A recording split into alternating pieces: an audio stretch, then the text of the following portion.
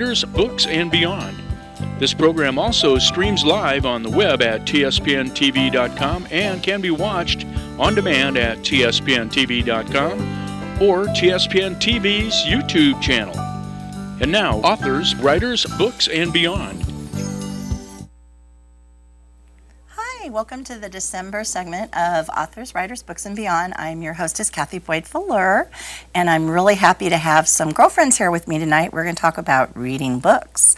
These are special girlfriends because we went to high school together at Mercy in Carmichael, California. It is now a two-story parking garage, but we still exist and carry the tradition on. So I'd like to introduce you to Anne Ruff McConnell on my right. Thanks for coming. Thanks for having me. Glad you came. And Mary Bowling Struck and Kathy Seamus Young. And we've known each other since we were 13, so it should be a fun show. I hope you enjoy it as much as we're going to, because we're going to have fun even if you don't. This is the way it's going to go tonight. So we're going to start with a little introductions around the table. And Kathy, can you start and tell us a little about yourself? Okay, well, I live in the Placerville area, and I'm a licensed marriage family therapist in private practice 2 days a week. And then I spend my other days building photography, which is my next passion. And then I'm also a docent volunteer at Marshall Gold Discovery Park in Coloma. Facebook's on that, yes, so I love that, working with the children and the adults. And yeah, and I'm you very photograph happy. that too, don't you? Yes, I photograph the events and make those available to the park. That's part of my volunteer work. And then I also have a group called Cemetery Players, and we tell the stories of people who are buried in the cemeteries at Coloma. So it's a lot of fun. Interesting. A lot of fun. Yeah. Oh, and Kathy and Mary used to be in the choral group at Mercy, and I were the listeners. Mary, you want to tell everybody a little bit about yourself? Gosh, not much to tell. Married, 36 years, 2 boys.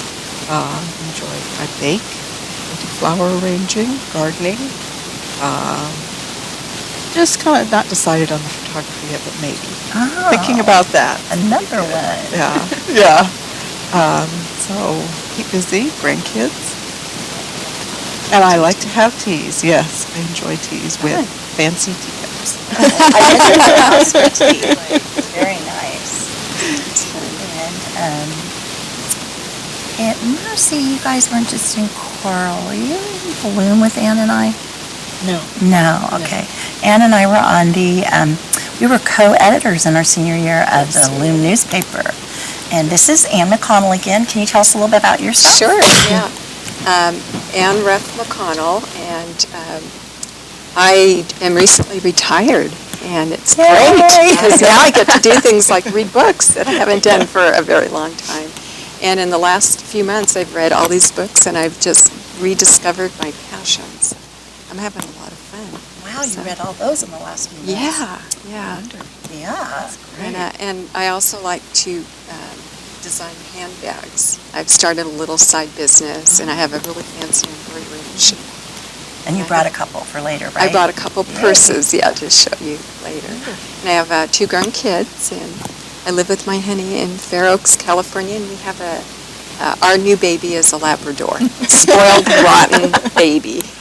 And we love her to death. She's a beautiful dog. Yeah. She's our baby. Well, I am going to start off by saying something about readers is in the creative mind, where we use our imagination when we read. I think you've heard everyone here mention they have another creative side, that Kathy and I are also photographers. Mary's thinking about it, and Mary's very creative decorating. Been to her home. She has other creative bents to her, too. And Anne, with her, you used to do stuff. Remember when we used to macrame? Oh, we did it all. Macrame and sewing. Yeah, and sewing. Did you our all dresses. take sewing, too? I took sewing in elementary school. No, Mrs. Bowling? No, Mrs. Linseth. Linseth, and who was the second There teacher? was 2 of them, Mrs. Linseth and Mrs. It'll come to us during the hour. Finley. Finley. I took it from both of them. Oh, my goodness. You guys are good. Yeah. Remember that. Yes. Anyone take art? I took art. From Mrs. Martin. Oh, yeah, our French teacher. She was also our French teacher. I had her 3 years at St. Mel's. for French and art. Do you know what I remember about Mrs. Martin? In our French class, she taught us how to make a perfect cup of coffee. Do you remember that? I do. Do you remember what the trick was? No, I didn't drink coffee. A floating eggshell Oh, in the that's pot right. of coffee. Remember that? Because it takes all the acid out. Yeah, and the bitterness. Have you ever tried it? No, No. I've never tried it. It just seems wrong. It does. I didn't drink coffee till I was 40. That's probably why. Yeah, Oh me my too. goodness. It took me a Drinker. while. Drink it. Yeah, Oh, it took me a goodness. while. But I will try it after this show, just to see if it works. Because I drink coffee now. Well, chai tea is my new favorite. Oh, and I you went too. through my coffee binge. You drink chai tea too? Sometimes, yes. I do a little where my daughter works. I've had it there. And at the tea room where she worked, they had it there too. But I'm a coffee drinker and it's almost gone. So we're going to get a little bit into the show and start talking about books. Actually, can you talk about your top book there first? Oh, my top book, Shadow People. This is by Scott Thomas Anderson, who is a local journalist, I believe. And this is a wonderful book. It's about the meth issues in the gold country. And I was very interested in this. I heard him speak at Clark's Corner during one of the book readings, and he read a chapter, and his writing in this is wonderful. It's very approachable. And he brings everybody to life, the sheriffs, the people that have addiction issues, and they just really come to life. And it's also written, in my estimation, with great compassion. So it goes beyond just reporting. So I love this book. I haven't finished it, but it's on my list to get back to and finish. That brings up a point. Do you read just one book at a time, or do you have more than one going? Usually just one. Just one? Oh. Yeah. Not me.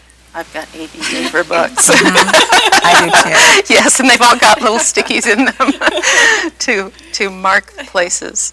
So And do you also have to read for your profession, like I do? yes, I try to get as much of that on Audible as I can, because then I can listen to it in the car, because it can be very dry reading. And in fact, after graduate school, it was a few years before I read a book Oh, interesting. again, because it was so intense reading clinical books. Yeah. It's So, overload. yeah. Yeah, I have to read a lot of manuscripts weekly Mm-hmm. and then critique them, and then I read books for review. And Do you get to do any fun reading, like novels? pleasure reading during this time of year, yes. During this time of year, we have kind of a downtime, like for me after this show tonight, since it's earlier than I usually do the show, I will have a couple weeks off, which I don't usually get. I didn't schedule any book signings or any speaking engagements during this time, so I will be doing pleasure reading. I have a stack of books by my bed. Oh, I was going to say, I got a few I could recommend. I have them by my bed, at my desk, and Oh, all yes. over the living room.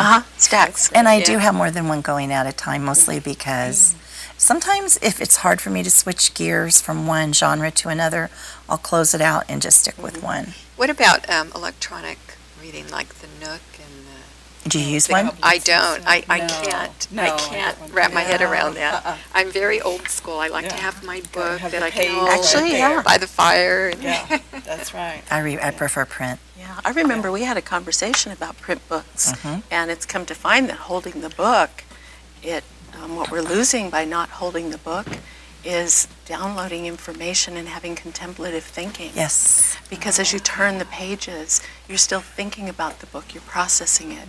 And so when we're not reading books and not actually holding that, we're losing a piece of that experience. Fascinating. Which is a Instead, huge it's loss, Yeah. because the brain works differently. Right. And I think the kids today, when we come back, I'll bring up some of the books from our childhood from the 50s.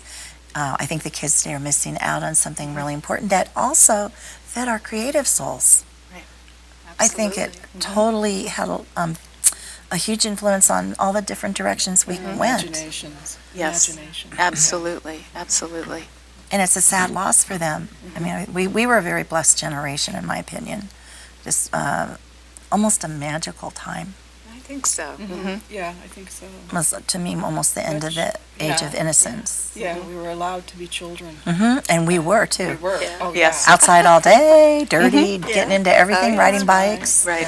Didn't have to worry. Neighbors watched you if your parents didn't and hauled you home if you did something Right. wrong. Or playing with dolls. I mean, even playtime was more imaginative. Yeah, and we played with Barbies till pretty old.